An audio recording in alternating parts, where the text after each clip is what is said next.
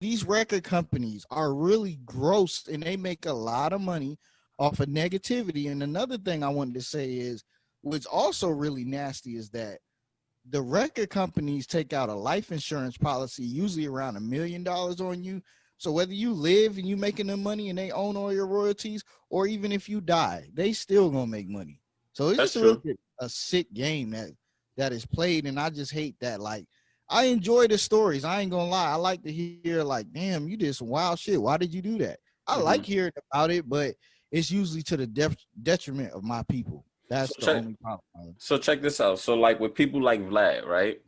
Do you think that these people are choosing not to, talk about the positivity or what? Because I mean, I did see an episode. Yeah, a little episode where he had China Mac on, and I guess China Mac kind of stood his ground on that, and he wanted to promote his mixtape and everything. Um, and Word. Vlad let him do it.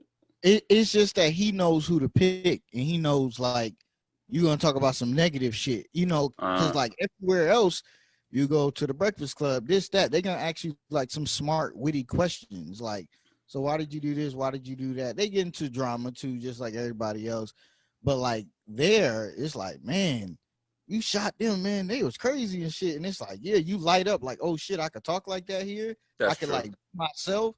So it's like it's a game, and it's just like it's cool to I talk could be about it. myself.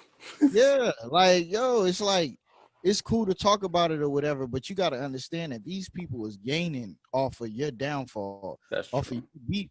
And when like if me and you are beefing and we each go on this podcast or on Vlad or No Jumper, and then when we see each other, we kill each other. They're like, oh damn, like that's really sad. They make Next, more money.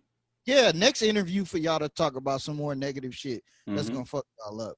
Of course, we all want to like know the real. Like we get tired of the fake shit. I think like with social media, we all love the real shit. Hmm. But when it's to the detriment of our people, it's like, bruh, how much are we gonna still love that shit? You know what I'm saying? So that's Nah, my I feel that. I feel that.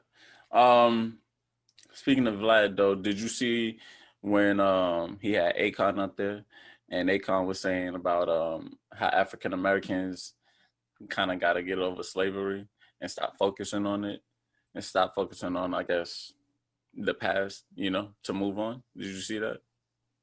I didn't see it. I seen that you sent it to me, but I don't know what he was saying. I'll have to like go and like listen to it or whatever. But I just was Hmm. like, I don't know, like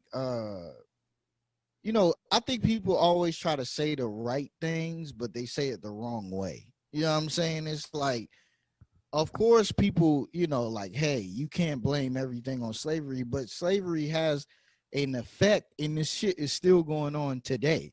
Like, prison is slavery. Like, the injustice, like, systematic racism is slavery. Like, the job system on how you ain't really gonna see no black people in no high ranking positions is the form of like it's a lot of effects of slavery, and that's the problem that people get. Like, you're rich, so Hmm. you like, well, if I did it and I had a fucked up circumstance, everybody can, and that's not the truth. I think money clouds people's judgment after a while. It's like, I'm happy for you. I love what you're doing in Africa. I love all Hmm. that shit. But you gotta watch what the fuck you say and how you say it, because it's long-term effects. Even light skin versus dark skin not liking each other. That's from light skinned girls was in the house, dark skinned people was in the fields. So that's a long term effects. Maybe you don't get it, but that's Hmm. why people don't be liking certain shit. That's Yeah, why we hate on each other. That's why we don't want to see each other get ahead. That's like, so like, yeah, you can't blame everything on it, but you cannot deny the effects that still last to this day. that's true. That's true. Tell me if you can hear this real quick. Let's see. I think it's also the art of just letting the past go and moving Yeah. towards the future. And I think in the U.S., they have this stigma of just not letting go of the past and blaming the past on every mishap or disappointment. And I think as long as you hold on to that past, it's just a lot of weight that you carry with you everywhere you go, and it's hard to move forward and move fast when you got to weight on your back. You just got to let it go. Yeah. Yeah.